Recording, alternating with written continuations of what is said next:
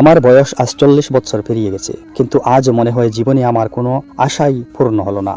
ছোটবেলায় কত আশা ছিল, কত কিছু চেয়েছিলাম, ভেবেছিলাম বড় হলে সব কিছু ঠিক হয়ে যাবে, সময় যাবে, কষ্ট কমবে, একদিন আমি সুখী মানুষ হব। কিন্তু সময় তো গেল, বয়সও গেল, শুধু স্বপ্নগুলোই রয়ে গেল অসম্পূর্ণ। আজ আয়নায় তাকালে একজন ক্লান্ত মানুষকে আমি দেখি। চোখে আর আগের মতো স্বপ্ন নেই, মুখে হাসি আছে কিন্তু সেটা অভ্যাসের হাসি। চারপাশে সবাই বলে এখন আর পরিশ্রম করলে কি হবে, এই বয়সে নতুন করে কিছু শুরু করা যায় নাকি? কিন্তু কেউ কি জানে আমি এই 40টা বছর কিভাবে কাটিয়েছি? পরিবারের জন্য, সন্তানের জন্য, অন্যের স্বপ্ন বাঁচাতে গিয়ে নিজের স্বপ্নগুলো কবর দিয়েছি কতবার। আজ যখন বলি আমার জীবনে কিছুই হলো না, তখন আসলে বলি আমি অনেক কিছু সহ্য করেছি। 40 বছর পেরিয়ে যাওয়ার মানে জীবন শেষ নয়, এটা প্রমাণ আমি এখনো দাঁড়িয়ে আছি, এখনো জীবিত আছি। সব স্বপ্ন যদি পূরণ নাও হয়, তবুও আমি ব্যর্থ নই, কারণ আমি হাল ছাড়িনি। হয়তো দেরি হয়েছে, কিন্তু শেষ হয়ে যায়নি।